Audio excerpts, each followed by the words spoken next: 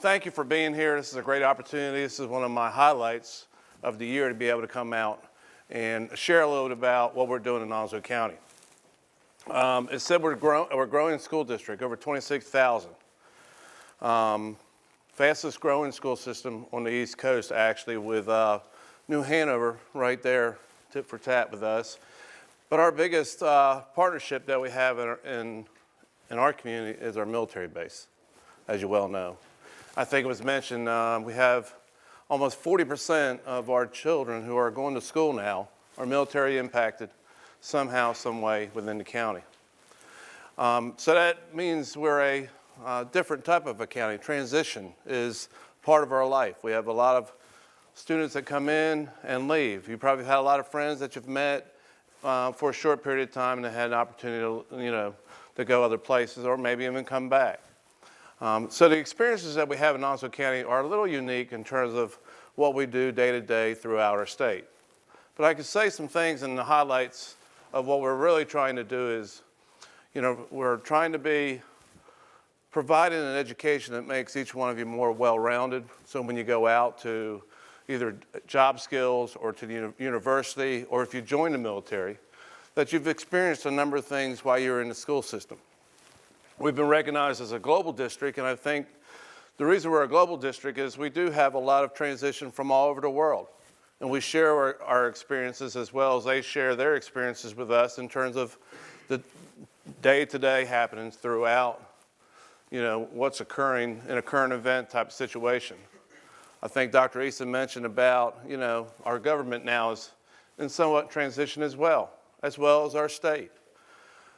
Most of you don't know how our school system may be set up, but we basically receive most of our money from the state. And when it comes down to school construction and building schools, thankfully we have our county commissioners are sitting up here, has worked closely with us as a school system to be able to provide 2 new schools that are going up right now. Dixon, how many people live in the Dixon area? Have you seen the new school? If you haven't, I'll give you the opportunity to go over there and look at it. It's a beautiful new middle school, very much needed, but it's really going to impact that area down there in a positive way. How many people from Richlands? I have a brand new elementary school, just had the foundation put in, so we're very excited about the Richlands area having another school. But we're growing so fast, the capacity of our needs in our schools, that it's getting crowded in some of your schools, as well as in your high schools. But that's a good thing. People are coming to Onslow County. They see us as a real benefit to retire or settle. So, and the industry continues to grow from hospitality, fast food, hotels. That's probably some of our biggest attraction here in our area. It shouldn't be too hard to find a place to eat in our town. But also, that also concentrates on what we're going to do in the future. One of the things that we've are endeavoring into is a career technical center or career regional center, because in Burton Park, and thankfully to the county commissioners again, allowing us to have a parcel of land over there to be able to build a center that's going to be able to do job skill sets within that building that's going to help impact not only Onslow, but Jones and Duplin as well. So we're working at the details right now. Looks like automotive and collision is going to be a part of that, and culinary, hospitality. We're looking at a STEM project, cybersecurity, something like that, gaming, coding, those things that we know the 21st century skills is going to be needed. And I believe the other one is one of our biggest needs, and we worked with our economic development people here, is what are the biggest skills needed. So if you didn't want to go to university, that you wanted to find a job or a fairly decent paying job, what would that look like? Well, we need HVAC people, we need people with plumbing, electric, and all those different skills, and we're going to try to incorporate that into one of those areas at the Skills Center as well. So those who are coming up that have an interest of doing that and getting all the certifications and partnering with our community college, that's going to be a great place to have the ability to do that. If you're too far away, we'll be able to do the whole classroom. We'll have 4 classrooms there for those who are too far away to be able to do your classroom work there and then do your skill set in the afternoon, or vice versa. It may be morning versus afternoon. The other thing that we started in January was virtual. Has anybody endeavored into the virtual program yet? NCVPS, anybody taking a class through that? Well, we've ramped that up so we can, allow other opportunities for those who want to do a virtual setting at the computer and be able to do some of that work or some additional class loads. And we're glad to have that because it's exactly where we're heading. We're almost a one-to-one school district. I think next year we'll complete the cycle where everybody pretty much from grade 3 through 12 will have a laptop in front of you to be able to use. And what we're going to do with the leftover laptops and Chromebooks or iPads is we're going to push those down to K3, or K2 actually. And I have a granddaughter who's 4 getting ready to come into the school system. And I know she has the ability to maneuver on the iPad because she takes mine and she can do it.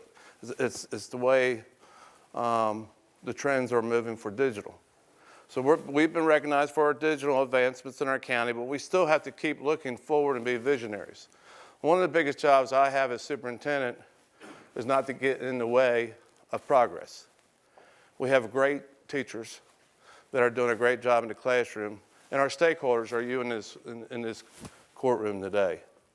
We got to be able to find out and see what you're going to need in the future and look ahead in our crystal ball and try to provide that. Sometimes we're a little antiquated and we're a little slow at moving.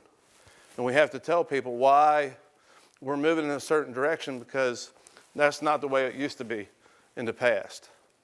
But it's a lot different today than it was 20 years ago or 30 years ago when I was in school. So we're very excited about that. We're excited to see. We got freshmen in the room. We got 3 more years in the school system, and we've got a lot of things to look forward to, I hope, in terms of advancements, in terms of offerings that you can have for your school. And we have to look in the future in terms of what our government is going to do, in terms of resources and money. I think one of the biggest problems that I have as a superintendent is trying to find enough money to adequately support each and every person in the school system, from student, teacher, teacher assistants, cafeteria, maintenance. It's a pretty large endeavor. There's 3,500 employees that we have within our school system, and plus volunteers and part-timers. So we're the second largest employer in the county, the school system is. And for many counties, the school system itself is the largest employer in that county, in relations to that. But our partnerships, I would have to say, for me, is also a big part.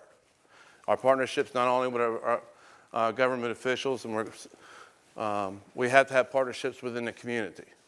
We have bases, we have volunteers that we celebrate, people that come into your classroom and put a lot of time into the schools, time and effort and money that goes into our school system that we can only recognize.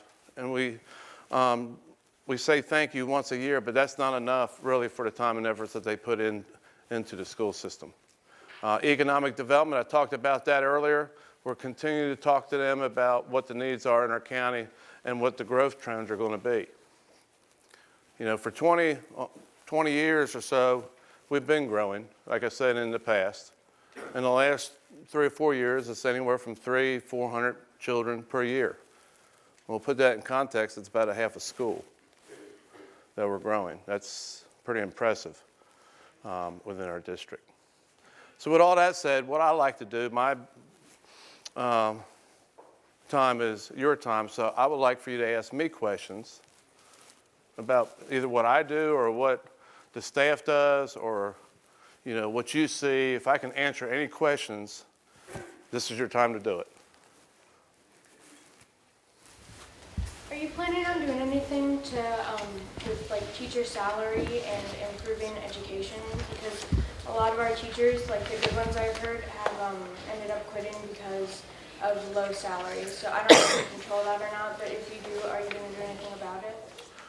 Great question. So, again, the salaries, most of the teachers' salaries come from the state. Remember I said the funding for most of our budget is state-oriented, whereas it comes from the state. So they have salaries coming from the state, but we do have a supplement that we do pay from local dollars with the help of what the county gives us in order to help teachers out in terms of their salary. There has been emphasis on the last year to increase teacher salaries. We used to be in pretty good shape nationally. We were like 25th 21st, and now we're near the bottom in terms of teaching salaries. But that's going to go up in the next year or two if the General Assembly sees the need to be able to put that into legislation and provide those salaries. That's a great question. So we're hoping to increase teaching salaries. And to be honest with you, I know a lot of teachers work 2 jobs. And it's unfortunate, it shouldn't be that way, but, you know, again, keep that in mind as you continue to progress up through the years. I know that we're becoming more technologically savvy throughout the county, but a lot of us in our classes still need textbooks. So are we going to be getting any new textbooks in our classes? So I'm going to be very honest with you. So the state provides us no more funds for textbooks. It's all going digital. It's all going to be textbooks on the computer. So we're looking at different ways to be able to deliver that to you in the classroom. Now, for me, I'd rather have a textbook because that's what I grew up with. It's harder for me to read off a Kindle or off a computer. But the fact is the textbook money really dried up 5 years ago. And now everything's been converted into a digital format. I know there's some classes, like AP especially, that don't necessarily have enough time in the spring semester to cover all the material effectively before the exam, like I'm sure for. Well, history would be one of them, right? So I was a history minor, and Terry Furman was a great person. Matter of fact, I worked with Terry at New Bern High School when he was teaching history. It's hard to cover what's happening in history all those years, Mr. Mago, you know, over time in one semester. So we have to be creative. The teachers have to be creative to try to break it down for you to be able to meet the needs of what that test is going to be like at the end of the year. For me, we want year long now. We're in that block session. And is it enough time? We're constantly analyzing that to see. We're constantly giving feedback to the state. Again, the state generates those tests. I can see some changes coming now with our new regulation where No Child Left Behind has been changed to ESSA, which is ESSA. Regulates some of that federally, but also from our state. The real question is what test is going to be required and when, and are we going to go back to teacher-made exams?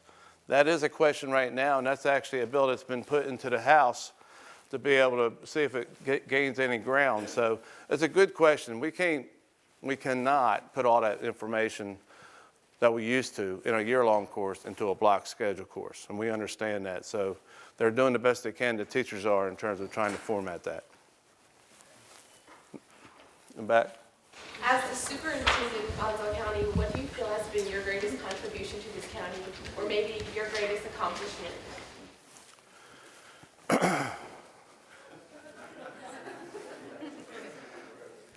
I think every day I try to be down to earth and be able to listen and talk to people and share my experiences that I've had in the past to be able to help somebody else out in the future. You know, growing up as a child, I didn't have a whole lot. I try to give that dream to children that they have, if they have an aspiration to go somewhere in their life, that they actually can do it no matter where you start from. I've done a lot of things, you know, that bio is too long, to be honest with you, but, you know, I don't like to be seen as much as I like to do something behind the scenes for everybody.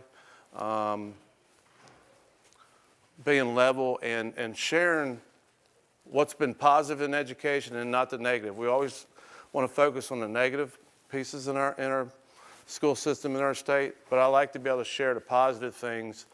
Some of the most positive things I had was when I was coaching and teaching, you know, and seeing those adults now with their children coming back to me and saying, hey, I get it now, you know. Obviously, when I was a teenager, I thought I had it. And then I realized years later that I had a lot more to learn. And you'll realize that as yourself. But, you know, everybody in this room, you're bright. You have a great future ahead of you. It's just you got to use those experiences to be able to help direct you along the way. And that's what I try to share.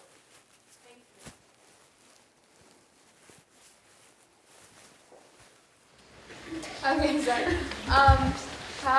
Who decides where funding goes within each school, and how do they decide that? Great question. Because we're in the middle of that process now. So what we do is we try to prioritize. Each school has a different priority in their school. So we have 37 schools. We have 37 different sets of priorities that come back to our finance officer in terms of what their needs are. And then we try to look at that from an overview of what we can afford and not afford and try to prioritize it from that way. It's a difficult process when you have that many. A lot of times those needs are put off, and they'll be put off for a number of years, but you keep asking for it, and sooner or later we hope to get to it.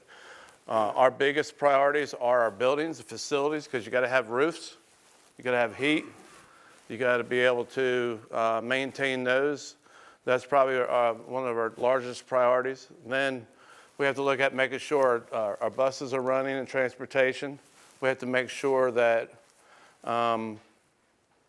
you have the basic tools in the classroom for the most part. And I know when you say basic tools, even in the elementary schools, we're still coming up where they need additional things. Just paper is so expensive anymore, running copies and those prints and those type of things anymore, that we're trying to get away from that as much as we can and do that from electronic format. So the budget process is not as easy as it should be, because you could look at your school and say, hey, why haven't this been painted, or why hasn't this been fixed? And obviously those are the type of things that we try to figure out to make it a priority. Are you all bringing back the program for teacher fellows? Okay, so that was a state program for teaching fellows. And I think it's a great program. It was a great program because it gave the opportunity for you to have not only your education paid for, but it required you to come back and work as a teacher for a number of years. But they did away with the funding for teaching fellows, and that's something we're still advocating for to bring back, because we thought it was an excellent program within our state. Mr. Stout, I was reading the News and Observer the other day that in the legislature right now, they said they do have that in a bill to bring back teacher fellows, to vote on it. Right, so we're, from the educational standpoint, there's not another superintendent in the state that will not advocate for that. They will advocate for the teaching fellow program, and we have done that ever since they've eliminated the program. But their problem is, at the state, it's the same problem that I have locally sometimes, is how they budget and what they're going to budget the money for and what their priorities are. If their priorities for education and teaching fellows, then we'll obviously have that bill passed. But right now, we're in a fight right now. To be honest with you, just kind of have an idea. House Bill 13 is class size reduction that would make kindergarten through third grade class sizes strict. That means we wouldn't have any flexibility. Well, I think I just told you that we're at a capacity in Onslow County, and if that bill becomes law, that House Bill 13 doesn't get passed, then we're going to need a bunch of classrooms that we currently don't have in our school system. So it's currently a tremendous issue and a problem that I was 30 minutes before I came in this morning, was on a conference call throughout the state trying to figure out what we can do to be able to convince our legislators how important this bill is, House Bill 13, that it needs to pass. Yes, ma'am. As the superintendent, do you find yourself playing the role of an educator or a politician more? Oh, wow. I don't see myself as a politician, but there's politics in everything that we do. Again, I told you I go back to sharing experiences. Even when I was a principal, there was politics. Even when I was a coach, there was some type of politics. Because I had children that played for me that were connected to somebody and da-da-da-da-da. And, next thing you know, you're trying to balance all that out. Even teachers will find politics and everything, occasionally. So yes, you got to be able to work with your politicians, but they're people just like you and I. So you sit down and try to have a common conversation that makes sense. Everybody wants to make sure we're doing the right thing for students, but we're also doing the right thing for our taxpayers, and it goes on and on and on. So you got to have a strong case. And I love to be able to talk to anybody about education, because there's not a stronger case than you sitting in this room for me to advocate for. So that makes my job a whole lot easier to start with. But sometimes I really have to be very straightforward to folks, in order for them to sometimes understand where we're coming from. And we won't always agree. There's always going to be disagreement, and that's the way life is. So you just understand that. Great question. You talk a lot about things like a 21st century education and new technology coming into the field and developing things like software and coding and all that. And college and things like that, where people would learn those skills being pushed more and more in our schools, is the step after high school. Are there any programs or anything like that in the works to help push alternatives to college, such as trade schools? Right. Well, remember the Career Regional Center? That's going to be a trade school. I actually grew up building houses and was going to be a carpenter. I went to a trade school for 2 years, half-day school, half-day trades. I never thought I was going to go to college, and here I am today still in school, 30 years later after I graduated from high school, or actually longer than that. But our skills, our trades and our skills are very important to us. I think we got away from that for a while. But we have to remember our house has got to be built, our infrastructure has got to be put in place, and we have to have people to be able to do that. Now, I advocate, even though if you're planning on going to a university, that you still endeavor into the skills some, because you may find something that you really love or really will help you out later in life. The one thing that my wife really likes about me is I can fix a lot of things at the house rather than, having to call somebody to come in and do the work. Even though I'm in education, and that's not what I do day-to-day process. But I believe in the skills. I believe in this career center that's getting ready to be built. I believe our county commissioners believed in it, or they wouldn't have gave us the parcel of land. So, that's one of the things that we really had to share. And I'll tell you who to really thank for that in our district is Harry Brown. Senator Harry Brown helped provide some of those seed money for that to happen. And he owns the car dealership down there, and he knows that there isn't enough qualified technicians to come and work in his dealership. And if you didn't know it or not, the highest paid technicians in a dealership is somewhere between $60,000 and $80,000. That's more than our teachers make.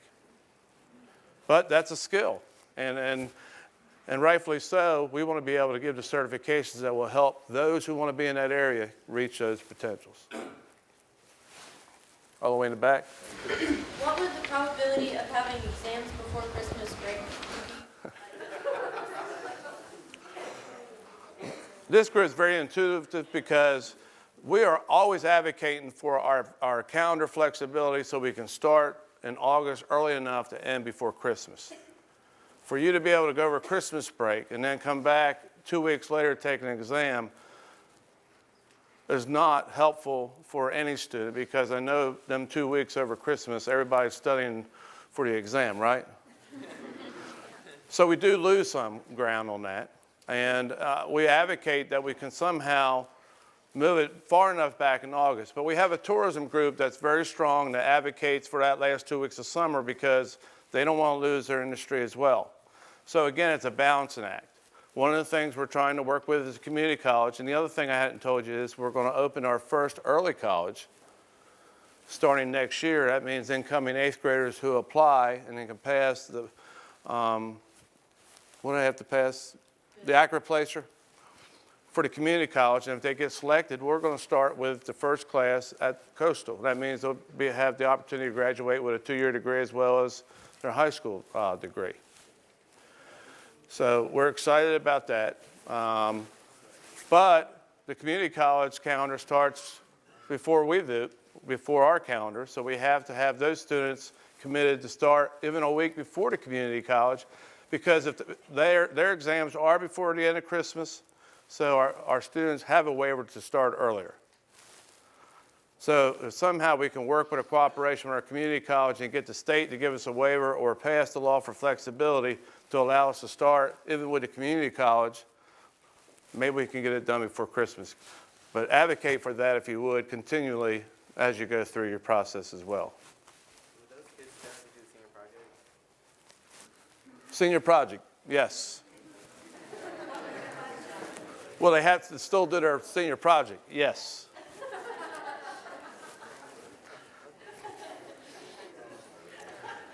We have 5 more minutes. So technology sometimes isn't like everybody's best friend and falls apart. Are you going to like offer more jobs for like tech support people that know how to fix technology problems out of school? So the more computers that we put into your schools, the more technicians we have to add. Our technicians do a pretty good job, so when your technology goes down in your school, they're right on it pretty quick. And we're run entirely by technology almost anymore because Power School, all of our information, our security is all tied with technology. That's why our Career Center we're talking about cyber technology or cyber security. When I asked the base over here on the Marine base, what is the number one thing that we can do to be able to tell our students this is an area that you could go into and find a job on our base, is cyber security. You know, everybody's trying to tap in. You've heard it nationally in terms of those people hacking into the computer system. I was just curious about like more CTE classes and opportunities for like in place of subjects that we're not really going to use in our future. Because I get that like common education and common core and all that is important, you know, science, math, reading, English, all that. I get that that's important. However, I don't really see where I'm ever going to use Algebra 2 or AFM or pre-calc in my future. When I was your age, I didn't see no need in Algebra 2 either. But it does help. But let's be honest. I believe in the trades. I believe anytime more opportunity we have to be able to add one. Now, here's the deal. When we put a trade opportunity into your course guide, we have to fill it up. We cannot start a class if it's only half full. Again, it goes back to financing and making sure that we're budgeting our budget the best we possibly can. The one thing I could brag about Onslow County that's also outside of technology that we do really well in, and athletics, congratulations Northside, you know, but is our arts program. How many people are in an arts program here? Anybody? Played band, orchestra, chorus, you know. We have a tremendous wealth of arts in our county. But it's a constant struggle because money and budgets always tightens, you know, where we're going to be able to spend money. And that's a program area that we believe in. Right here. You mentioned that it's hard to get things into the budget, this, that, and the next. But why are we going to expand technology to younger children who don't necessarily need it, eliminating the classic form of education if we can't even pay for textbooks for high school students? So one more time. In short, we're expanding technology to kids that are like 9, 8 years old. My little sister had a laptop. The first thing she did was break it. And when we expand this technology, we also need people to help with this technology, which is more money. So if we can't pay for textbooks, why are we paying for that? Well, because textbooks is going to be on the computer. So everything that we have, that we know as textbooks today, will be digitally on computers. So you're going to have to have it. You're going to have an instrument. So now, here's my belief in laptops, and teachers are in this room. It's just a resource right now. You use it as a resource, and it's a teaching tool. The real teaching in the classroom still happens from the teacher, but you have to be able to look on the computer these days now to be able to pull up your textbooks or do your research. And even our young children, and I told you the abilities of our young children is different than it was when I was growing up. They can do all that research and the global connections throughout the world, and that's how it opens up doors for us. So we have to be able to look at that as much as we do from the high school level as well. So you said 40% of our kids in Onslow County were military. So what are we doing to integrate and welcome those kids? So we have military liaisons that we actually partner between the two bases, that when these families come in, there's a number of things that they actually do before they even get here to be able to prepare them to come to Onslow County school system. So our transition, I think, is probably one of the best in the country. And most of the military families who've been here will tell you that wherever they've been, we have a unique situation here that it's worked out really well, where maybe the other ones hadn't, you know, completely got it down like we do here in our district. And that's nothing to do with Rick Stout. That's something to do with all of the folks that walked before me in those roles. And we work very closely. Again, like I say, the general's on base, and he's trying to make sure that, you know, we have what we need. And we're also including Camp Lejeune, which they couldn't be here today, and I took a little bit of their time, but they are offered the same opportunity to come to our Career Center. And other opportunities. I think they're going to start doing some stuff with our arts and music combined. So, it is a partnership, again, that we have to be able to make sure it's strong. One more, somebody right here in the middle. You talked a lot about prioritization and about how legislators dictate education policy. Is there anything that takes precedence in the legislator's mind over education? One more time. I'm trying to give you an accurate answer. You talked about how legislators dictate education Right. policy and funding. Is there anything that takes precedence over education in their mind? Depends on the legislator. Depends on the representative that you're talking to. There may be something in dire need in their county that education may not be their number one priority. It may be manufacturing that left and they don't have any industry left. And they have to have that in order to be able to bring money in for education. I think it's a balancing act between education and the things that our different counties need. Obviously, we're one of the largest pieces of the budget in the state is education, as well as it is in this county, I believe. I think we're a tremendous piece in this county. And when people look at that, they want to know what you're doing with the money for education. So we're constantly answering those questions to our representatives and our senators on why we need what we need. Good question.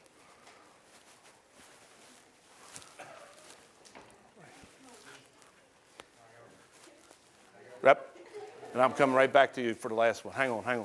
We live in a very military-centered city in Jacksonville, and the schools surrounding are very near Jacksonville. And I just wanted to know, you said we have around 26,000 students here, and 40% of that is a very big chunk of kids that are military connected. About 8,000. And out of those kids, there's a lot of them that would want to join the military, be it whatever branch, and want to pursue a leadership position in the military. And you spoke on priorities. Do you think it is or would be a priority to have the JROTC program be available to students in all schools in Onslow County? Great question again. I have put an application in for a ROTC program, Marine ROTC program. It kind of surprised me, to be honest with you, we didn't have a Marine ROTC program in our area since we have the base here. They do have one on base. Here's the problem. The ROTC program only allows certain programs in certain states. So we have to go through some hurdles in order to try to get one to be able to be assigned to one of our high schools. So we put an application in for one to go to Southwest. There would be a Marine ROTC. Now, if it's up to me, I'd have an ROTC program representing all of our service agencies throughout our high schools. I think it's a great program to have, and it's a special niche for students who want to go that avenue. Last question. Mrs. Stout, this is not a question, it's a statement for the students and everything, like going to many conferences that teachers have, that Onslow County for technology is really, to me, and to other teachers in other counties, number one. The students in Onslow County have more technology than any other students in any other counties there is in the state of North Carolina. So you students should be counting yourself very, very lucky because technology-wise, we are way and above other counties in the state of North Carolina. Thank you. We're recognized as one of 75 schools in the nation for in a national consortium of schools that's been recognized as a digital leader. So, but it would not have happened if it wasn't for the efforts of everybody in our community, and that's from the students all the way up to everybody who's responsible in that matter, and I thank you. I thank you for allowing me to be your superintendent and be able to serve you, because that's what I'm in, a serving role. I'm here to listen and try to take back and be able to provide what you need. And anytime you see me and you want to sit down and have more time with me one-on-one, I welcome that, to have a dialogue and conversation. Or if you need somebody for me to talk to, I'll be also glad to do that as well. I want to recognize a couple of people. We have a couple board members here, Mr. Paul Wiggins, former principal, Mr. Earl Taylor, who used to be working in the school system, and Mr. Jonathan Merritt. Three of our board members, they're very, their conviction is strong toward education to students, and I appreciate my board, and I thank the county commissioners and all my other partnerships that I have. Thank you for having me here today. My name is Taylor Todd Williams. I go to Jacksonville High School. I will be introducing Vice Chairman Royce Bennett. Commissioner Bennett works as a realtor associate with Century 21 Champion Real Estate and has been an independent businessman in Onslow County for more than 20 years. He previously served in government as a police officer and administrator in Rocky Mount and Morehead City Police Departments for more than 12 years. Throughout his professional career, one common thread has been service before self. He has always loved helping others. Royce Bennett is now serving in his first term as an Onslow County Commissioner, where he has chosen as Vice Chairman of the Board.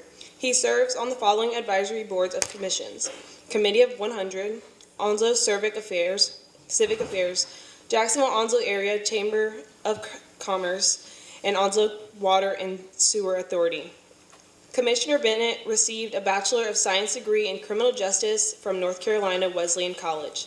He and his wife Karen, of more than 30 years, reside in Jacksonville.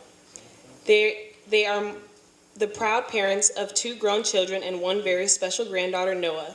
Royce is actively involved with Salvation Army, Jacksonville Rotary, various real estate organizations, and is a deacon at Blue Creek Baptist Church.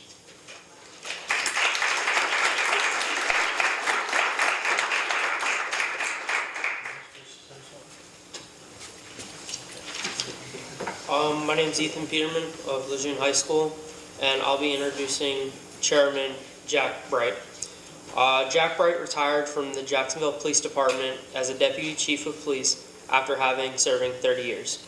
He also taught at Coastal Carolina Community College for 22 years. Commissioner Bright was born and raised in Onslow County and currently resides in Hubert area, and his wife of over 35 years, Robin. The Brights have 1 daughter, Morgan. She and her husband, Colby, recently made them proud grandparents. Commissioner Bright is an active member of the Onslow County community and has served on numerous advisory boards and commissions.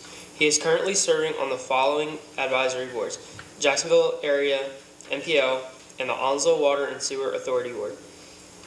Commissioner Bright is also serving his 3rd term as a county commissioner. Commissioner Bright holds an AA degree in criminal justice from Coastal Carolina Community College and has also received certifications from the North Carolina Department of Justice and the School of Government in Chapel Hill, North Carolina. Hey, I'm Joshua Moore, and I'll be introducing Commissioner Robin Knapp. Is that how you say your name?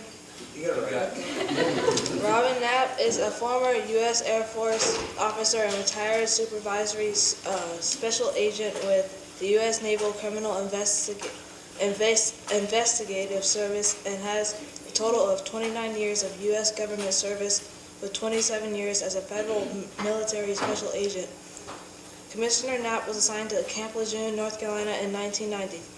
He has worked intensely with local law enforcement jurisdictions during the course of his career and was heavily involved as a baseball coach for local youth programs and as an assistant coach volunteer for the Jacksonville High School baseball team. Commissioner Knapp is the recipient of the United States Air Force Commendation Medal, the Achievement Medal, and many awards and Superior Performance Special Act awards to include nomination as NCIS Special Agent of the Year. Commissioner Knapp spent 22 years of his NCIS career at Camp Lejeune and retired in 2012. Upon his retirement, Mr. Knapp made Jacksonville his home and currently works as the Director, Customer Service and Dealer LEO accounts GECO Tactical Holsters, Jacksonville, North Carolina. Mr. Knapp is married to Kelly Carter Knapp, who is a family therapist. Mr. Knapp has a daughter, Renee, and son, Gregory, 2 stepdaughters, Michaela and Megan, and 1 step-grandson, Kylan. And Mr. Knapp received a Bachelor of Science degree in International Affairs from Florida State University in 1983 and received a commission in the United States Air Force Reserves in the same year. Mr. Knapp is also the past president of the Blue Knights Law Enforcement Motorcycle Club. My name is Symphony Hines from Richlands High School. I'll be introducing Commissioner Mark Price. Mark Price retired from Onslow County Schools in July of 2016 with 30 years of service as a teacher and football coach. He and his wife, Lisa W. Price, have been married for over 25 years. They have 2 daughters, Christina and Kayla. Christina has joined her parents in becoming an educator for Onslow County Schools. Kayla is a nurse at the Moses H. Cone Memorial Hospital in Greensboro. Commissioner Price is currently serving on the following advisory boards: Aging Planning Board, Eastern Carolina Workforce Development Board, Topsail Island Shoreline Protection Committee, and Tourism Activity Advisory Board. Commissioner Price earned a bachelor's in history and a master's in social studies education from North Carolina State University. He enjoys gardening, reading, and watching NCAA and NFL football in his spare time. I'm Eileen Baer from Northside High School, and I will be introducing Commissioner Paul Buchanan. Paul Buchanan has resided in Onslow County since 1969 after receiving an honorable discharge from the United States Marine Corps, to include service in Vietnam. Commissioner Buchanan began public service with the Onslow County Sheriff's Department in 1970.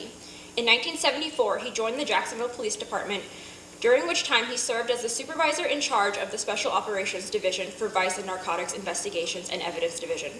Commissioner Buchanan was promoted to commander in charge of the SWAT team and Department Training Division for Jacksonville Police. Commissioner Buchanan received 2 Purple Hearts, one when he was wounded in Vietnam and one when he was wounded performing duties as an Onslow County Deputy Sheriff.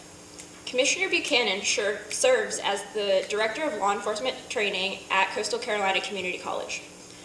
A North Carolina Wesleyan College graduate with a Bachelor of Science in Criminal Justice, Commissioner Buchanan holds numerous specialized instructional certifications, professional credentials, and memberships. Commissioner Buchanan has 3 grown daughters and 8 grandchildren. He and his wife June are active members of the Onslow County community. His areas of special interest include economic development and enrichment programs for the youth of Onslow County. He currently serves on the following advisory boards and commissions: ABC Board, Airport Advisory Board, ECC Down East RPO TAC, Jacksonville Area MPO, and North Carolina Eastern Alliance. My name is Joseph Sima, and today I will be introducing Mr. David Cotton. David is a veteran of the United States Navy, where he serves as an explosive ordnance disposal diver. He received his bachelor's degree and Master of Public Administration from Appalachian State University. He has served in North Carolina local government since 1997. He has served in both municipal and county management. 13 of his 19 years, David has served as the manager. For the past 6 years, David has served Onslow County as the Assistant County Manager, Deputy County Manager, and he currently serves as the Interim County Manager. During his tenure with Onslow County, David has spearheaded and overseen many key initiatives and projects. He developed and implemented the Onslow County Health and Wellness Center. David served as a project leader for the Onslow County Government Center, Environmental Education Center, and Library at Sneads Ferry, Public Safety Memorial, and Onslow County Courthouse, to name a few. He was named as the Assistant County Manager of the Year in 2012 by his peers at the North Carolina City County Management Association. He is constantly seeking ways to improve himself as a manager and leader, attending leadership courses at the University of North Carolina at Chapel Hill, University of Virginia, and at Harvard University. David's career has progressed from his first appointment overseeing 4 departments, 16 staff with a $900,000 budget, to his current appointment overseeing 25 departments with almost 1,300 employees and a total budget of $210 million. I'm the chairman of the Onslow County Board of Commissioners, and these 4 commissioners appointed me. Every year we have to select a chairman for the board that represents the spokesman for the group or calls the meeting to order, but I have no more authority than any one of these gentlemen over here. So I think Robin Knapp coming late here and Commissioner Buchanan, they were 2 of the people that we had talked to and were introduced earlier by you folks. You as students, you heard earlier in an earlier presentation that there's 26,000 of you guys. 26,000 students in Onslow County. Do you know, I'm not good at math. That was one of my worst subjects at school. But 26,000 people, that represents 1/8 of our county's 200,000 population. So we really put a lot of value in our students. We have 3,500 teachers that operate the programs and employees for the schools. So we, right now, I think the level of funding that we do is right at $48 million of county funding that goes to education. So we really have an investment in the school population. But as our total of $200 million dollar budget, we also represent public safety, which is fire, police.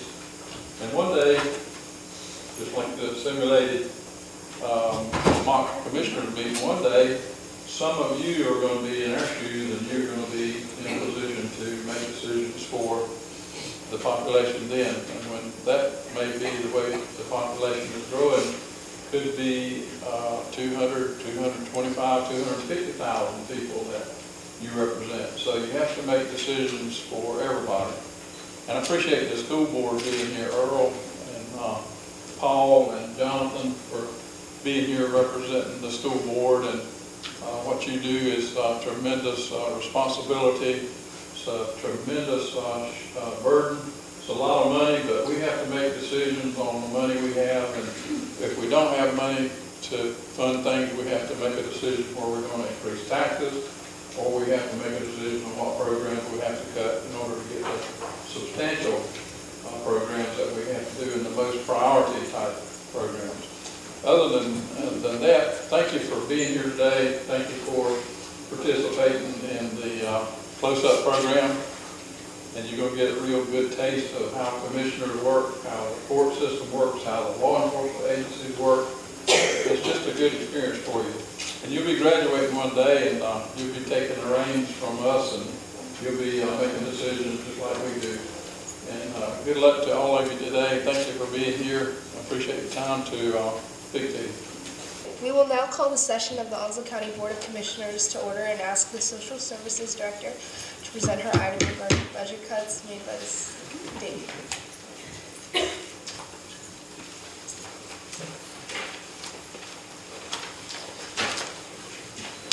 Taxation is theft.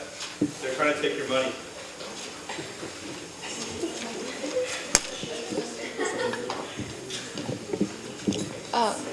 Good morning, Commissioners. Hundreds of children in Onslow County enter the foster care system each year, ranging in age from infant to 18 years old.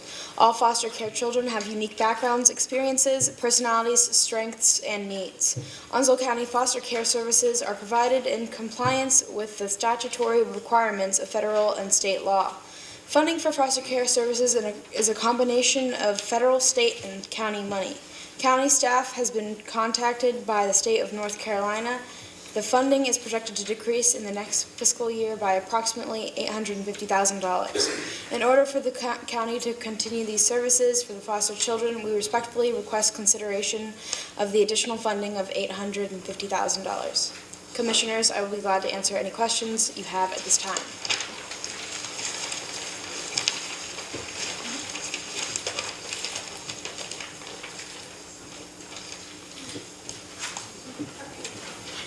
Commissioners, as the county manager and budget officer for Onslow County, I am providing my recommendations based on our fiscal year projected needs. Onslow County does not have the additional funds available in the projected budget. Based on that, I recommend looking into an alternate method of obtaining the necessary funding for foster care services. My recommendations are as follows: elimination of all recreation programs, closing of all county parks, and closing of all branch libraries for a net saving of $854,500. It is also suggested if the commissioners do not want to consider eliminating these non-mandated services, they raise the county tax by 1 penny, which would provide $1 million in revenue to cover the deficit of state funding for foster care services. Commissioners, I will be available to answer any questions you may have. Thank you, County Manager. At this time, we will open the public hearing for this case. Citizens should address the board in its entirety and not an individual. No more cuts. Save our library. Taxation is theft. Taxation is theft. No tax increases. No tax increases. Save our library. Okay, bailiff, the Commissioners, I look around and see our future. This isn't about saving money. It's about providing our children with places to go and keeping them busy in a productive way. I see children in the community who don't have a choice in using libraries for resources or the ability to play sports teams. If you eliminate the recreation programs and close the libraries, You will ruin the future of our youth, and we will all suffer the consequences.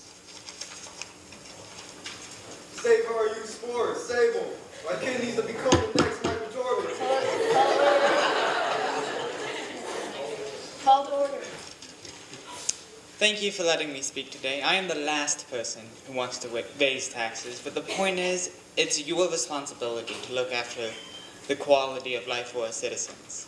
I would rather pay a few extra dollars in taxes to make sure my child and other children in our community are taken care of. How can you look people in the eye and tell them that they're not worth a few extra dollars a month? I honestly don't want to be part of a community that doesn't look after its older population and its youth. So please reconsider your options and leave our parks and libraries alone.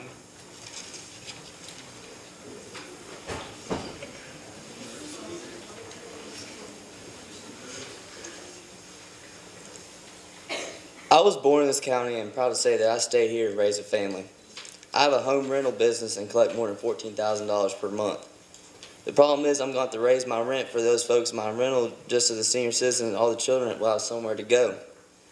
That's okay, but why should I pay for those people who want entertainment and a place to go? My kids are grown and I don't even use those places anymore.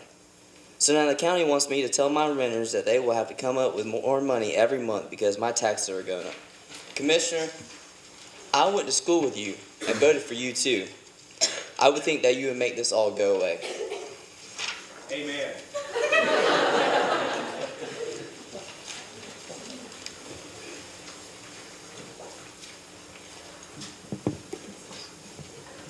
Commissioners, you have the task of preparing a budget and trying to keep the citizens of this great county happy.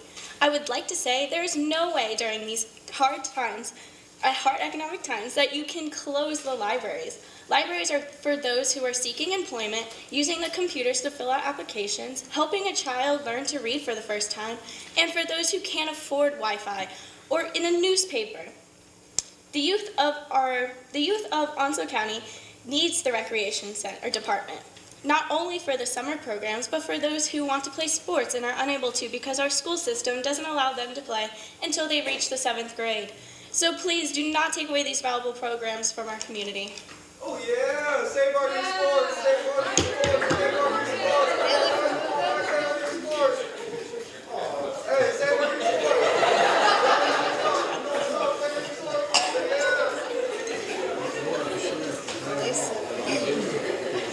I moved here many years ago from up north. I thought when I moved here the taxes would be low and my quality of life would be good. Commissioners, when you try to bring in more sales tax so everyone would have to pay instead of just property owners, you did a pitiful job. I would like to think that we could trust you enough to make a smart financial decision instead of just putting this on the backs of the citizens.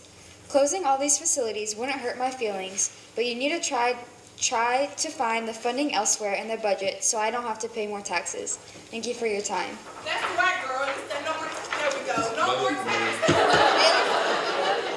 Incarnation is taxation. No more taxes. No.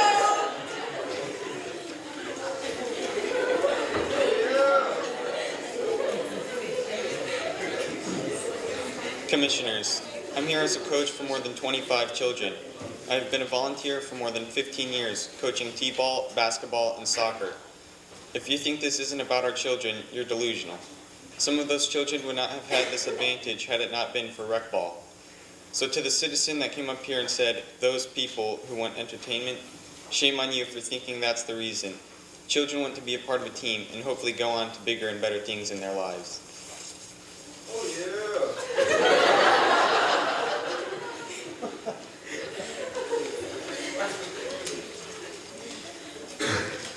This is directed to the county manager.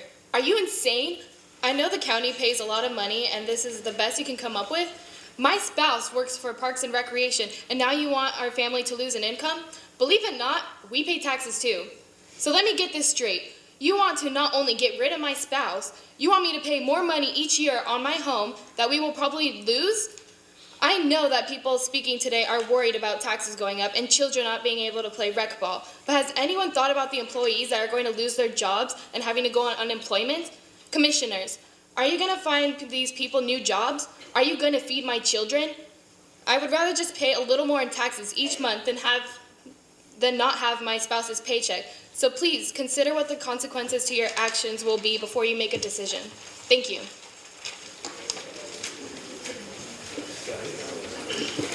Are there any other citizens who would like to speak to this matter? If not, I will close the public hearing and bring this matter back to the board for discussion and a decision.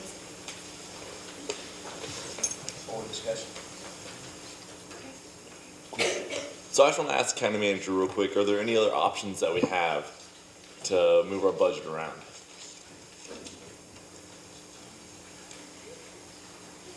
I guess not. That's right. Commissioners, we need to have a discussion from all the other members before we take a vote. Okay, we will consult with staff and give you a decision at the next meeting.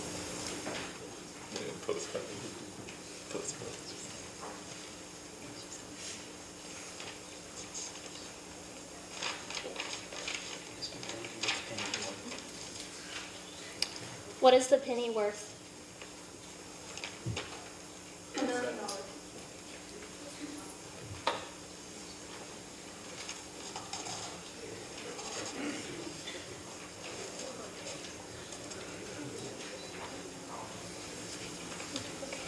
Is there any way we can look into federal grants to find funding to keep our parks open before we make a decision? We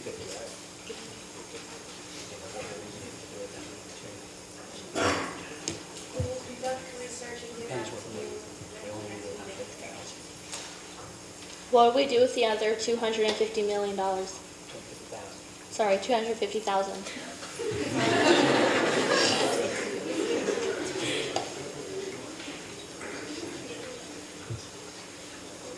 I would move to table this motion before we can make a decision.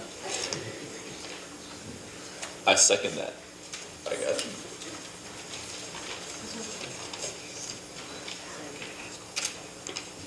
All in favor? Aye. Aye. All opposed? Motion carries.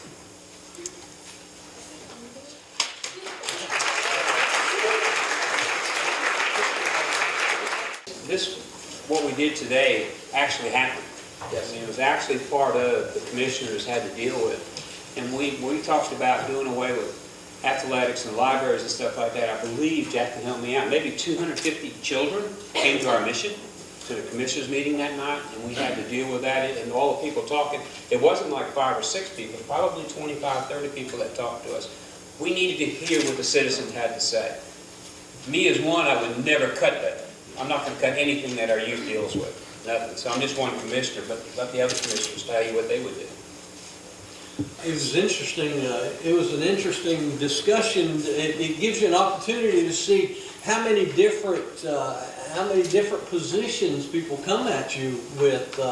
You've got the people who can't afford to pay more property taxes. You got the people that use the Parks and Recreation Service. You got the employees who you got to think about are going to lose their jobs under some circumstances. So I think that this scenario gave you guys a great, hopefully it gave you an understanding of how many different perspectives and issues we have to consider when we make a decision. And any decision that's made here today is not going to make all of those people happy. Somebody's not going to be happy with it. Some of these issues are going to have time constraints as well, and you may not necessarily be able to table an issue. That's why it's so important to have a great staff to do the research and to let you know what's coming up and what are the options that are available to the board and what they can do, what they can and can't do to address issues. Betsy did a good job. I think some of you characters out there really got into your role, so you had me convinced. But one of the things that you got to learn as a county commissioner, what she did is based on what Commissioner Buchanan said, we have issues like that. And the bottom line is you want to obtain all the information that you can, because our main concern is the citizens, to do what's right for the citizens. That's what we're in charge of. We don't rule, we govern the policies that are out there, so that you got to keep that in mind as well. And we rely on David Cotton, who's our county manager, and our staff, Julie, wherever she may be, and Angie that are sitting there, to do a lot of the research for us, because it's important when you come to a board, like Commissioner Price said, we may have a time constraint, but what they'll do is try to provide all the information that they have to make it accessible to us so that we make an informed decision. And I can tell you, if we feel that we don't have enough information and there is time, we're not going to rush it. We're going to table it so that we can get the additional information, so the decision that whatever decision we make is going to be the most cost-effective and the most beneficial decision for the citizens. So always keep that in mind. The citizens are first, and you want to always kind of pursue that angle. I agree with what the rest of the board members have said here. As mock commissioners that you sit in here today, you're being faced with issues like some of the other commissioners said, that half the people is going to be for one side, the other half's going to be for the other side. And you as mock commissioners, I'd like to hear from you on what kind of pressure, even though it was a staged situation, you still were put in a position where you had to, or you're going to have to make a decision where you table it, where you vote for it, or where you vote against it. I always look at it like this. A lot of people that come to our meeting and state their views and positions on things are sometimes our close friends. And you got close friends on both sides. So best thing I can advise you to do is just do what your friends say. But anyway, this is a reality of politics. I would be curious to see and like to hear, like Brett was talking about, I'd like to hear what you guys that's sitting up here today felt, how you felt about being a commissioner. And you know, one day you're going to really be sitting in one of these positions. It may be in state government, it might be in federal government, it might be in local government. You might be just sitting on a board, you know, a board that we make thousands of board appointments where decisions have to be made. Hospital Authority, Onslow Water and Sewer, Department of Health and Human Services, Workforce Development. We got, as it was mentioned in the introduction, we've got hundreds of boards that we appoint people for that helps us go out and make good, sound, credible decisions. And a lot of times we make decisions based on recommendations from those various boards.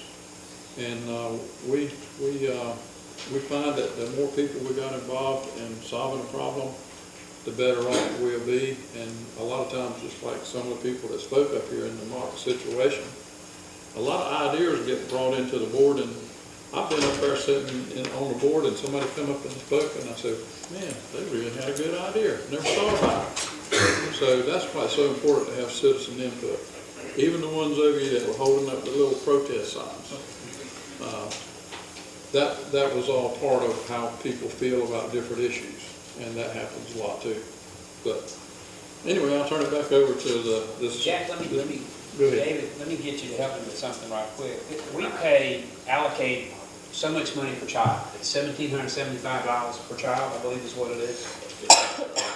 This year it's supposed to go up $85 per child, so that's $26,000 of you.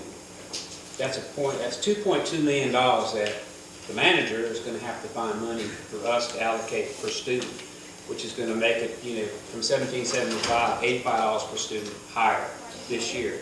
And we always do that. The commissioners have been pretty good about that, so it's a matter, if you would elaborate on that, kind of give them an idea what they were doing today too also. Because this can be a big decision for this 5 members. From a manager's perspective, you're always wrestling with finite resources and just competing demands, and how you prioritize those. That piece of the puzzle is a little bit easier because you seek your guidance and direction from your board, but actually putting that puzzle together and making it work is much more complex. And quite honestly, that's the part of the job that I really enjoy. Now, in terms of what Commissioner Buchanan was talking about, that is our funding formula. It is based on the total number of students and the average daily membership per pupil appropriation statewide. So we take those two, figure out what that number is, and then we fund that. This year it is going up $85 a student, and believe it or not, it's not because Onslow County school system is growing at the clip that it was before. It's actually statewide, that average daily per pupil appropriation has gone up. And just real quick, this scenario is realistic, and I will tell you, during the Great Recession, I went through one of the toughest, most trying times I've ever been through. In another jurisdiction, we had a rock slide that cut off the interstate I-40 through the county. We were faced with about a $4 million deficit, and the board looked at me and said, solve it. So came to them, and I had to sit down with 75 employees who did nothing wrong, tell them they didn't have a job anymore. We had to cut funding to just about every single department except public safety and education. We reduced hours to libraries, parks and recreation. Now, of course, we did receive feedback on what was important to the individuals. But the thing there that really made the difference was that dialogue, that communication, and just being really open. Hey, this is the situation we're faced with. We could have raised taxes 10 cents, but that was not going to fly. That was not the solution. So having that open dialogue, making sure that you know what we know is really imperative, and this board is really committed to that. Commissioners, let me ask, we've had it mentioned a number of times in some earlier presentations about the large military presence in Onslow County. I wonder if the county manager and our commissioners, if you would speak to the relationship between Onslow County and the base, and how that's worked or is working or has worked over time. I can speak real quick on that one. It's the working relationship between us and Camp Virginia is one of the best it's ever been. In fact, this is a model for the rest of the country.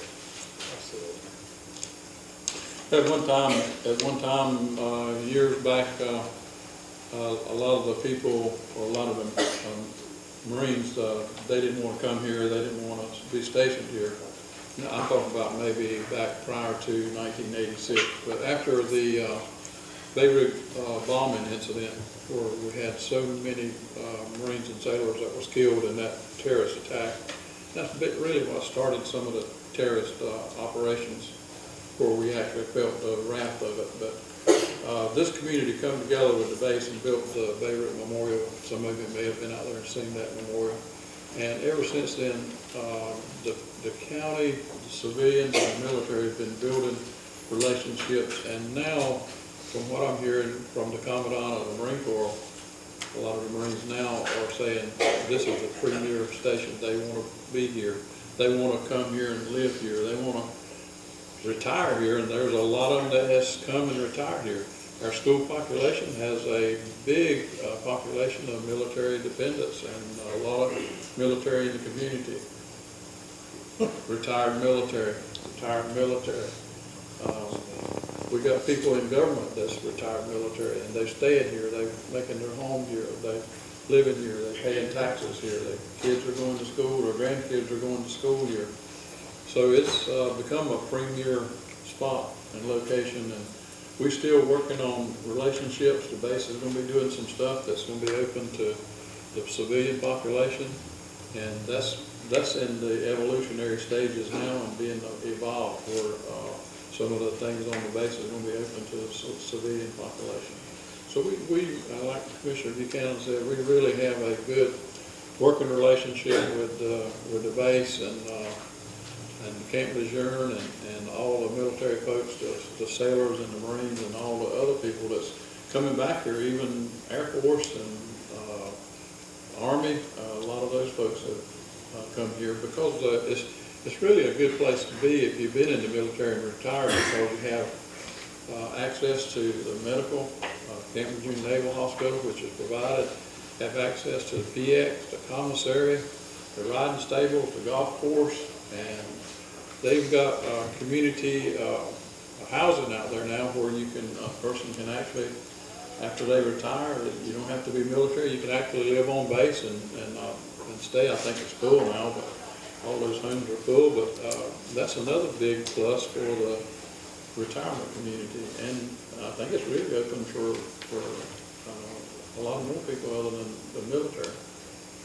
So other than that, that's one aspect of the military operation. I came here in 1990. I was an NCIS agent. I got here in September 1990. I wanted to leave in October of 1990. I wanted to leave. I came from Japan. I did not want to be here. And over the years, I fell in love. Actually, within that year, I fell in love with Onslow County. And I actually stayed here. They tried to reassign me to various big field offices, and I kept turning it down and finding a way to stay. So I eventually stayed here 22 years. My wife is from North Carolina, and I retired here. And the other thing that you have to keep in mind, this base works hand in hand, or the base works hand in hand with the city municipality and with the county. And there's a relationship there that is hard to explain, because many people are veterans, many people are retirees, or what have you. But you also have to look in the future, too, because of the present climate in the country right now, with the present administration and things, the way they're going, you're going to see an expansion here at Camp Lejeune. You're going to see additional troops, additional families coming here.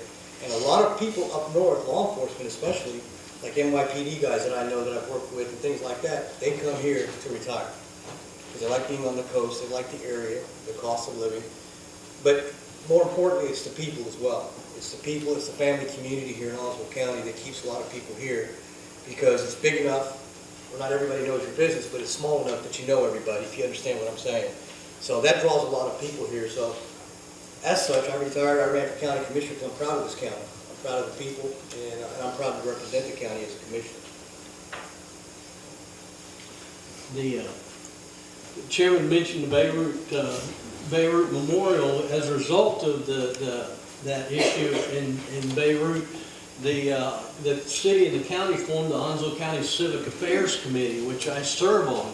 And the Civic Affairs Committee was formed specifically for the purpose of bringing the city and the county and the Marine Corps base together and providing opportunities for us to make this a better community for our military people. And I think that the work of the Civic Affairs Committee has probably contributed to the fact that now we have we call a caring community, and we have people who want to come here instead of people who want to get away as fast as they can.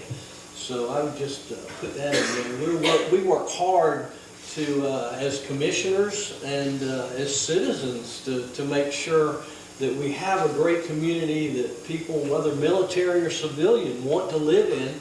And we communicate with the military as your commissioners on a regular basis.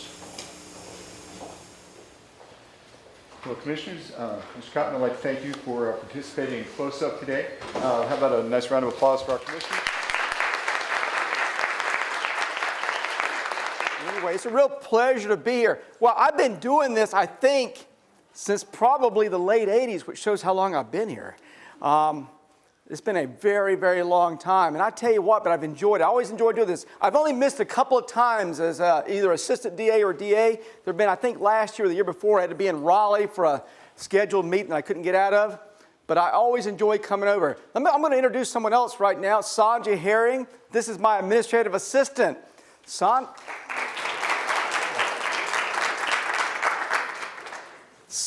has been with the DA's office now for how long? 21 years. She's almost going to catch me. She's my administrative assistant since last March. Before that, she was my office manager over in the Sampson office. But I brought her over to Onslow, and she's done a tremendous job. And I wanted to come over today to see you all.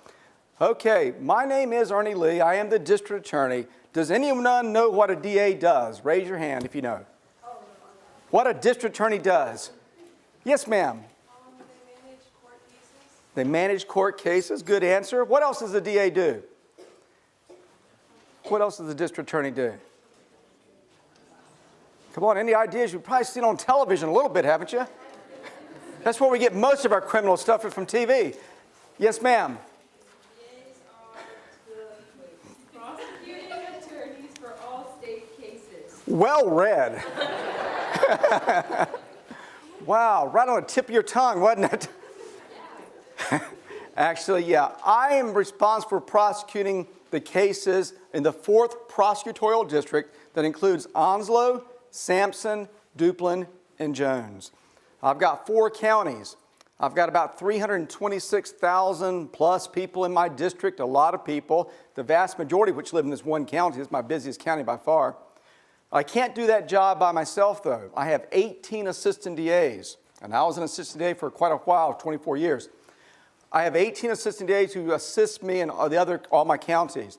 I also have 37 staff people, total, including ADAs. So I have a lot of people that help me do this job because we have a lot of cases. As a matter of fact, I was looking at some numbers yesterday, meeting with some of my senior ADAs, talking about some cases in Onslow. We've got about 3,500 cases pending in the Onslow Superior Courts right now. We're waiting to be indicted. So that is a lot of cases, and the numbers, unfortunately, seem to keep going up. So we stay very, very busy. You know, my job is to prosecute cases. One of my other jobs, though, is also to advise law enforcement. What do you think that means, to advise law enforcement? That's a constitutional duty I have. What do you think that means, to advise law enforcement? What? Yes, ma'am. Yeah, to give them advice about maybe how they should do their investigations, to help them. I meet with law enforcement all the time. I have 4 sheriffs I deal with, including Sheriff Hans Miller here in Onslow. I have 16 police chiefs I deal with in this district. I've got the State Bureau of Investigation. Their headquarters is right here in Jacksonville for this district. I've got another SBI office over in Fayetteville that I have to deal with that handles Sampson County. I deal with the NCIS over at Camp Lejeune quite a bit. I deal with a lot of cases of them because we have such a large Marine Corps population here. I deal with the FBI. I deal with the SBI. I deal with the Secret Service. I was just on the phone yesterday with the Assistant United States Attorney up in Raleigh about one of my cases. So I had to deal with a lot of people. I also have to advise a lot of these people. In other words, I have to give them my opinions as to what we should do in certain cases. For example, about search warrants, about charges, and things such as that. Now, they're not required by law to actually take my advice. They're not required to. But most of the time they do, which I'm glad. But, you know, on Wednesday morning, I was over in Sampson County. I met with the sheriff over there and 8 of his detectives. They wanted me to authorize warrants in a murder case at that time, but I said we need some more investigation on that. So I don't always say yes. I have to say no sometimes, or I'll say maybe. Let's work harder on it. But that's one of my jobs, is to advise law enforcement. That takes a lot of my time. And you know what? It seems like most of the bad guys want to commit crimes after I've gone to bed. So it's like 1, 2, 3, 4 in the morning. I'm getting calls from law enforcement, either from the sheriff's office here or the Jacksonville Police Department or some other agency. There's been a homicide, Mr. Lee.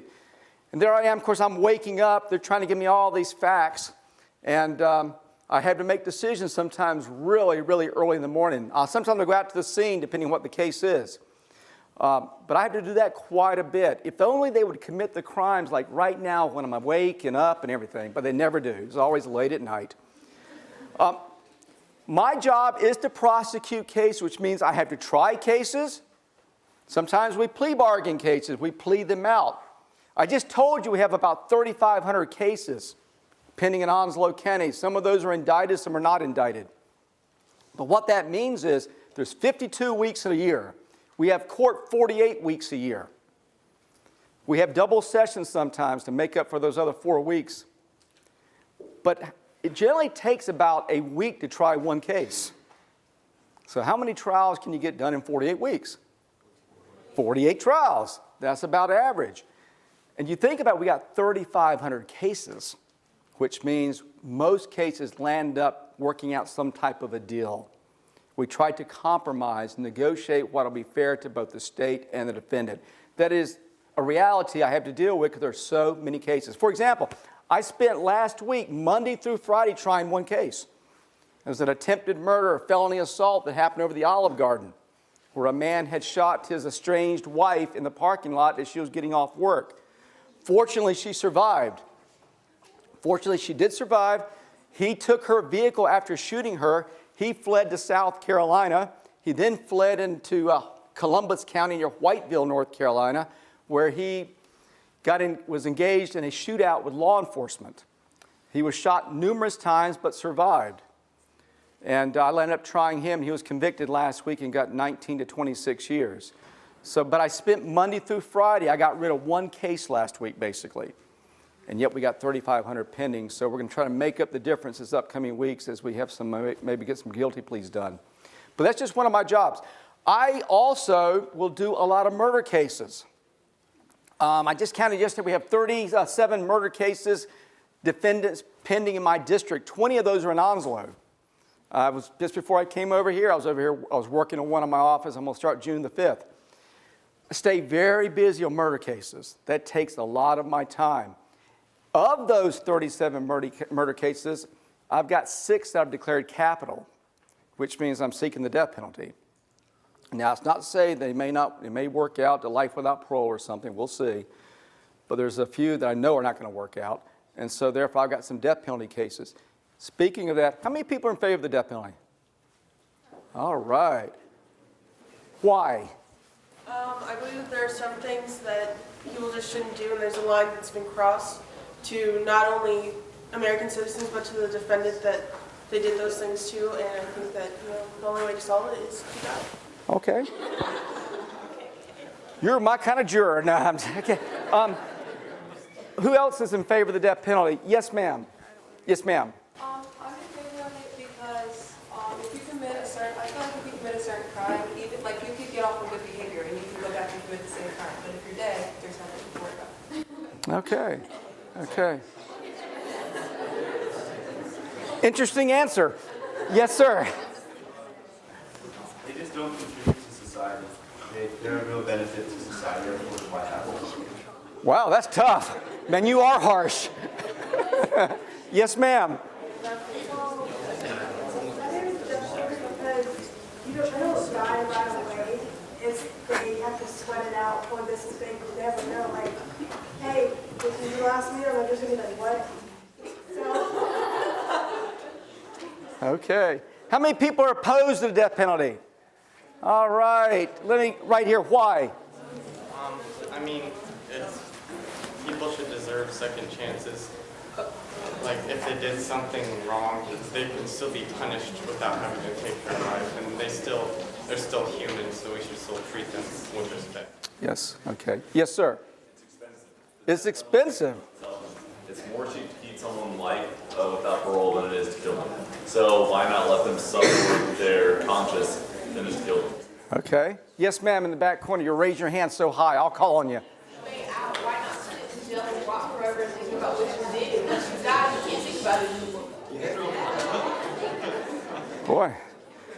And one more. Yes, ma'am, right there. For some reason, morally, for me, it doesn't seem right. Morally, it doesn't seem right. Right. Yeah. Or like logical. You know, I tell you, I've heard all those are excellent answers. I've heard all those answers many times with adults and others. Hey, and I've heard all those answers. And I tell you what, all of them have some validity. I can tell you, though, that it is the North Carolina's law is that we do have a capital punishment.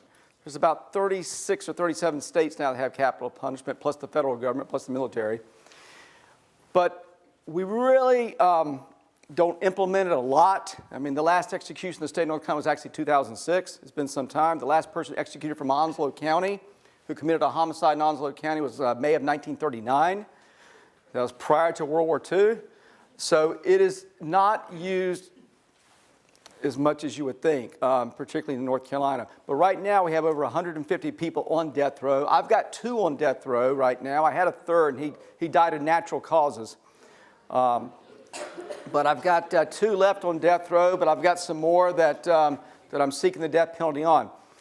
But I can tell you what you all were saying in here, though, is very reflective of society as a whole. I mean, there's a lot of strong opinions both ways about the death penalty. One thing, who said it was expensive? I think the individual right there in the blue shirt. It is very expensive.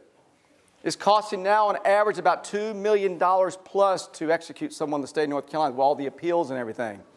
It is less expensive to actually keep them in prison for the rest of their lives. However, on the other side of that is, My feeling is that some of these people have done such horrific things, they deserve the ultimate punishment, that being capital punishment.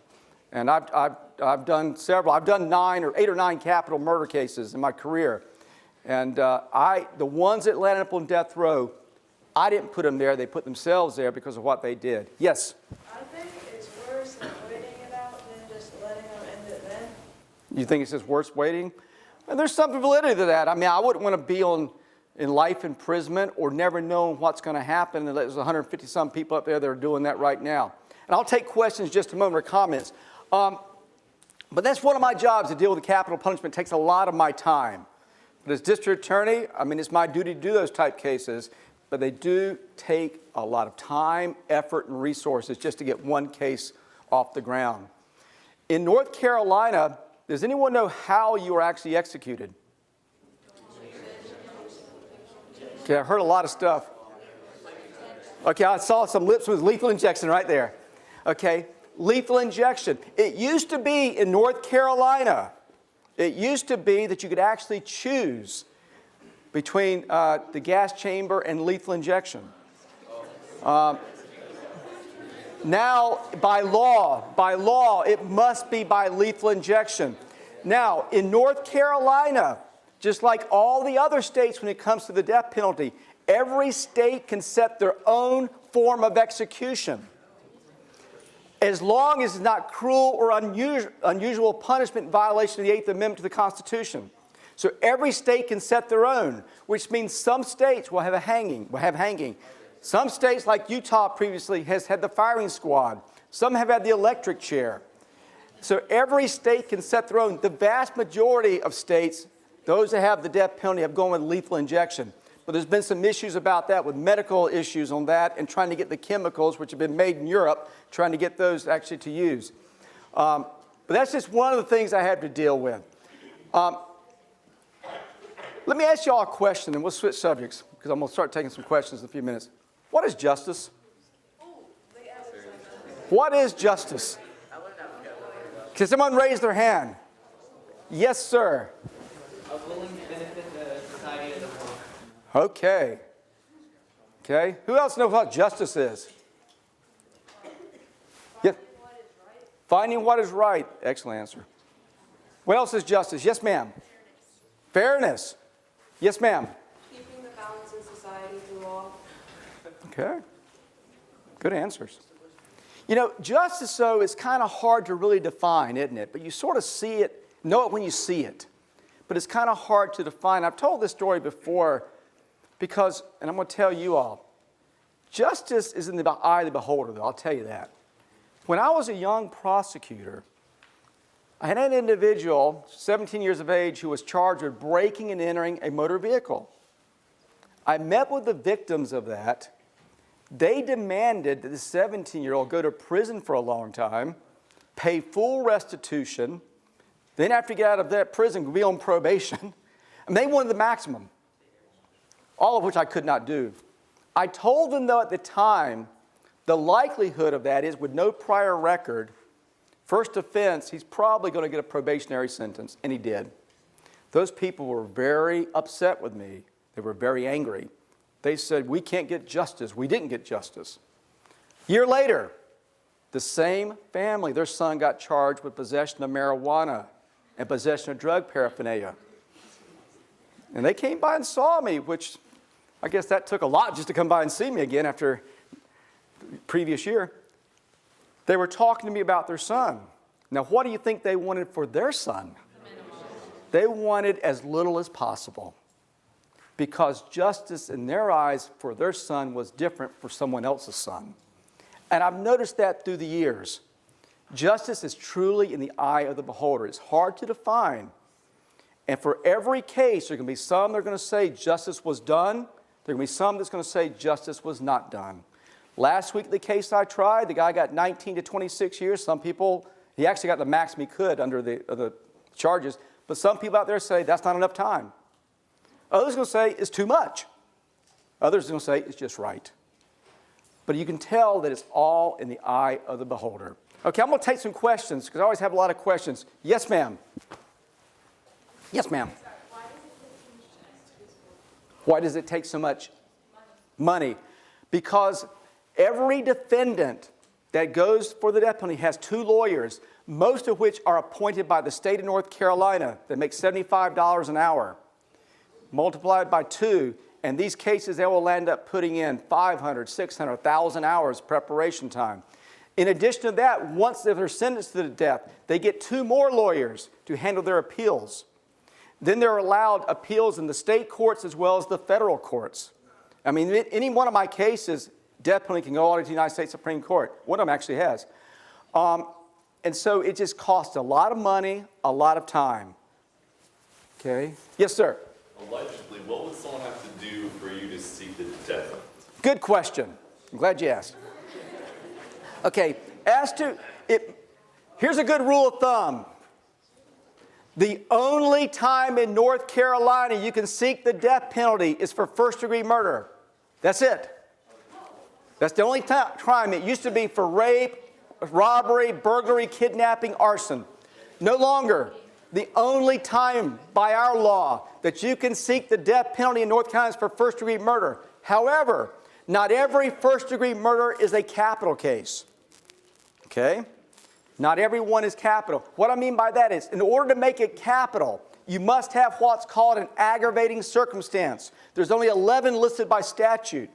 An aggravating circumstance would be something like especially heinous, atrocious, or cruel.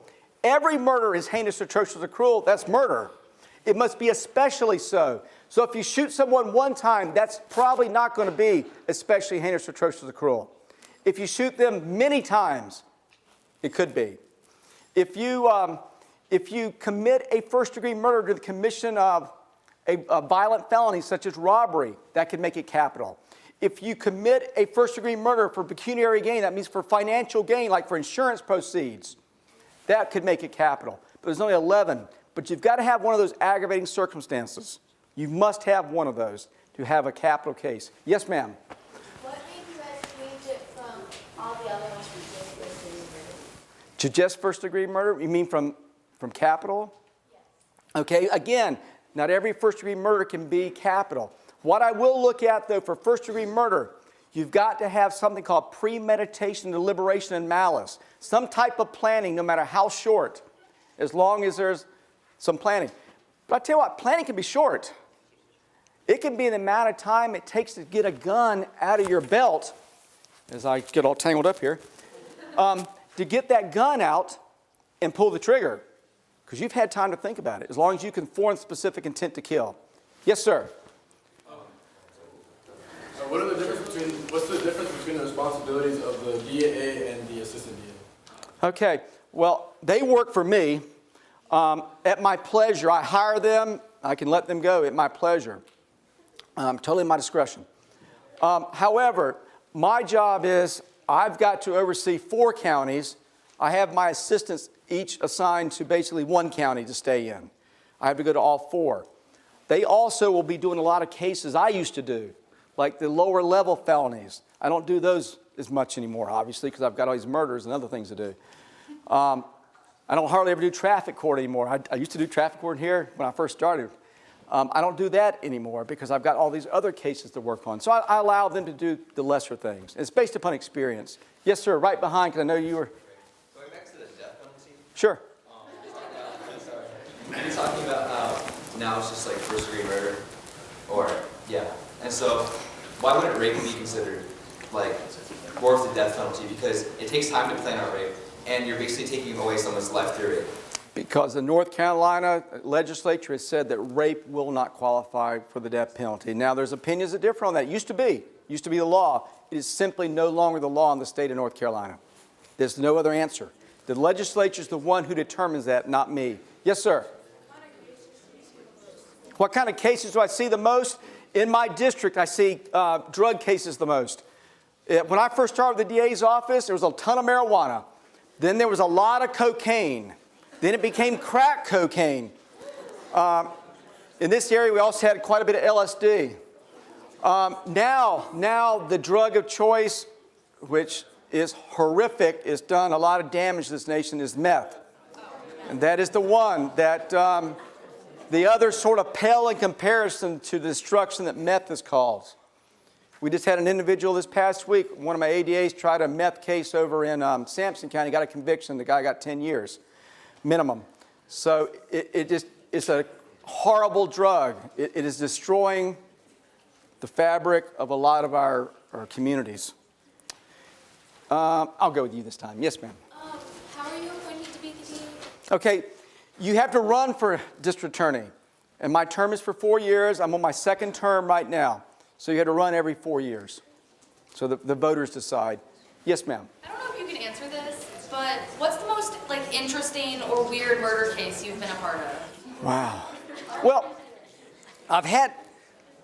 probably, it's hard to say weird, most notorious is probably Cesar Lorian, the guy he killed. He was a Marine. He killed a pregnant Marine who was like eight and a half months expecting. And he killed her and buried her. He then fled to the he buried in the backyard. He fled to Mexico. And we took a lot of negotiation, not by me, but by the United States State Department and Department of Justice out of Washington to negotiate bringing him back, because Mexico would not extradite unless we guaranteed we would not seek the death penalty. We made that guarantee because that's the only way we could get him back. And that case has got a lot of coverage, As a matter of fact, when I was in the Army Reserve, I was in Germany one time and doing some defense work, by the way. I was defense attorney over there. And there was a German citizen that worked there at the legal office, and he found out I was from North Carolina, and he came up, he says, "That's Cesar Lorian. He's the guy who fled to Mexico." This guy was in Germany and knew about the case. So that's my most notorious case. Yes, ma'am. As a DA, how many terms have you served? I'm on my second right now. I'm on my second. How many terms have you served? Till I die. But I don't want to do it that way. No, as long as you can keep doing it. But, there's going to be an end. There'll be an end. I've got a 10-year-old at home still, so I got to do this a little longer. But I enjoy my job very, very much, too. I enjoy it. But there will be an end one day. There will be an end. Yes, sir. Yes. What percentage of murder cases do you think involve the use of drugs or alcohol? Oh, that's an excellent question. In terms of murder cases, probably a third. But in terms of all cases, much higher. When you start talking about robberies and break-ins and things such as that, wow, alcohol and drugs. Frankly, if there were no alcohol and drugs in this country, we wouldn't need that many prosecutors probably, because there's so many things tied to that. I can't see your face, but I can see like the maroon arm. Okay, so you're like her surrogate to raise your hand for her. Okay. As a district attorney, I'm pretty sure you've had many years of experience in prosecuting many cases. So I was just wondering, what was your take on the fact that studies have been shown that people who are maybe black or people who may be white that commit the same crime, the white man might get a lesser sentence than the black man. Do you attribute that to socioeconomics, institutionalized racism? What is your take on it? I've read the statistics too. It's hard to argue with statistics. I've read them too. I can tell you though, that certainly in my office, the vast majority of the time, I'm not sure what the race of the person is until I see them in court that day. I just don't know. And I can tell you in my office, and it's all about, it makes no difference if what your gender is, your race, whatever. If you've committed a crime, we're going to do our best to prosecute you. If you're a victim, no matter what your gender or race is, we're going to do our best for you. So that's an excellent question, ma'am. Excellent. I'm trying to call on people that haven't been called on. The lady right back in the back, right there. So, taking into account that you have a lot of cases that involve drugs and alcohol and weed, Yes, ma'am. Is it difficult to get search warrants in order to look for anything that you need as evidence? As long as you have probable cause, which means more likely than not standard, as long as we're able to articulate why we believe there are drugs there or some other type of evidence of criminal activity, and we can articulate that on paper, we can get a search warrant. And we can go before a magistrate, a district court judge, or a superior court judge. Usually it's a superior court judge, though. Yes, ma'am, right here. I'm just trying to pick people who haven't been picked before. As a prosecutor, have you ever been threatened by a witness or their family? Oh, yeah. And actually, I get a lot of letters. But you know, what I do with those letters, I will send them to the SBI. They keep a file. It gives them suspects in case something ever happens to me. But to be honest with you, look. I'm not overly concerned about those people who actually write me because I figure like they're getting it out of their system a little bit. They're venting. It's probably that person, though, that I'm going to run into one day at the mall. I only go to the mall at Christmas, but say at Christmas time at the mall. And I run into that defendant. It's maybe the case I don't even remember. It could have been like drugs. I mean, I wouldn't remember it, but he remembers because he got sent to prison and he blames me. And those are kind of ones that kind of concern me. Plus, I have a wife and 3 children. That does kind of concern me, you know, about them. But so far, I do get threats, but, you know, I don't worry about it too much. Very, very back there against the back wall. What is your opinion on rape bond and everything that's penalty if it were? If it were the law, I'd prosecute it and I'd do it. What is your opinion on it? Like, do you think it should fall underneath the death penalty? I had to say no. I would say no. I think it should be limited to first-degree murders. And that's just based upon my experience. Now, in saying that, though, I still think the punishment for rape should be extremely severe, which it is. It is. Yes, ma'am. If a civilian goes on base and commits a crime, what is the relationship between, like, here and... Excellent. Wow, a little jurisdiction question there. Her question was, which was excellent, what if a civilian goes on base and commits a crime? Well, this is an exclusive jurisdiction installation, which means if it happens aboard Camp Lejeune, that will be prosecuted by the military. When I was at Fort Bragg with the Army, same thing over there. Fort Bragg would handle it. Now, if a military personnel commits a crime off base, most likely I will prosecute. However, the Marine Corps could request that I allow them to prosecute. It is also possible that you could actually be prosecuted under both jurisdictions at the same time if it happens off base. Doesn't happen very often. Not very likely, but it can happen. What I mean by that is, if you go commit a bank robbery with a firearm, the state of North Carolina, my office could prosecute you for armed robbery, robbery with a dangerous weapon. The federal authorities could also step in and prosecute you for bank robbery, which is a separate offense under the federal law. Yes, ma'am. Yes, ma'am. So earlier you talked about having cases that involve drugs like marijuana. Do you believe in legalizing marijuana? No. Next question. Yes. Have you ever regretted any of the cases that you've personally prosecuted? Have I ever regretted? No. Oh, you mean if it came back guilty or not guilty? Whichever way. Well, if it came back not guilty, I wasn't so happy probably.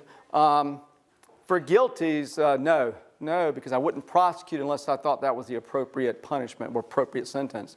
Now, I've been disappointed with some not guilties, but it's the jury system. And my first boss told me, you know, if you have a not guilty, you get back in the saddle. I mean, you can't think about that case very much. You go do another one. And that's what I always tell my ADAs now. You can't think about it too much. You got to go try the next case. Yes, sir.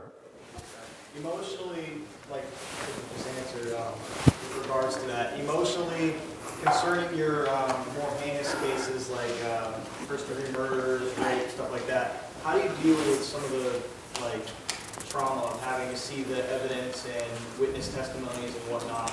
How does what keeps you up at night with that sort of stuff? Well, some of them do keep me up at night. I mean, well, here's what I'll usually go to sleep all right, but then I wake up later, and obviously it's on my mind.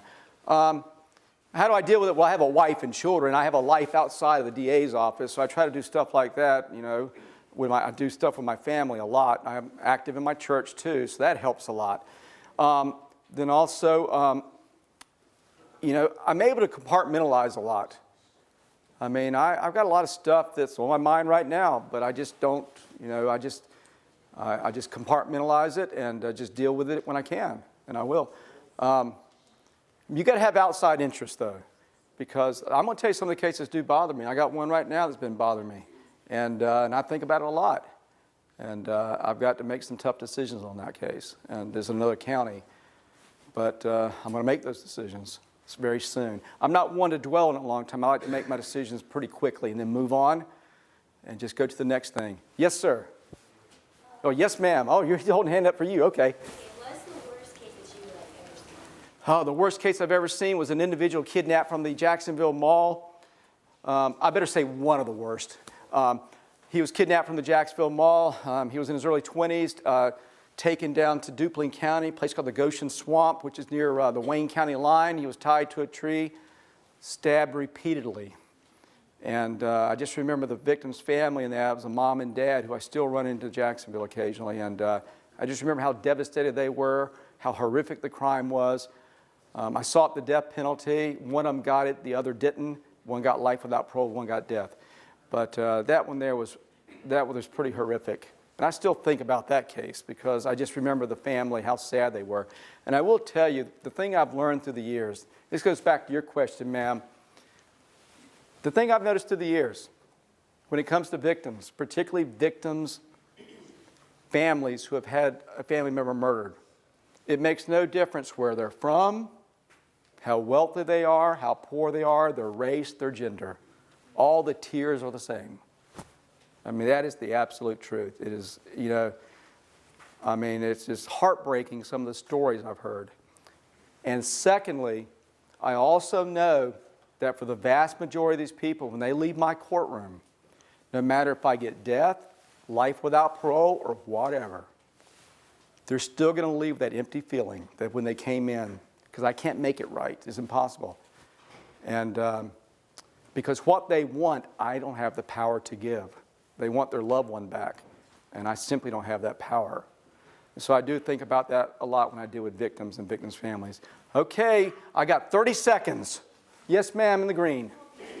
What made you decide that this was worthwhile? You said that you're really sad about it, you have to wake up in the morning, and what made you decide to just keep doing it? What made me sad about what now? I couldn't. You said the cases will make it's heartbreaking, the victims are really wake up in the morning, what made you decide? It was I'm just gonna keep doing this.